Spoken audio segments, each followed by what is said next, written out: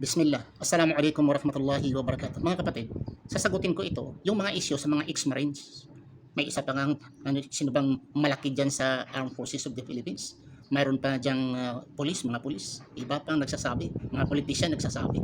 Huwag daw tawagin sila na ex-Marines dahil hindi na sila mga marino.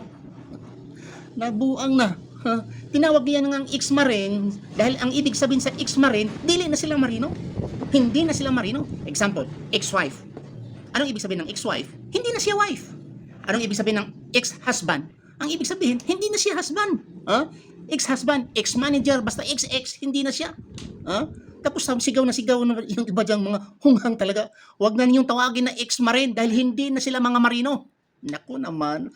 Naku, please naman. Go back to normal thinking. Huwag na kayong maging bangag. Nakakaya tama na yung ating presidenteng bangag. Huwag na kayong maging bangag rin. Nahahawa na. Maraming salamat. Assalamualaikum warahmatullahi wabarakatuh.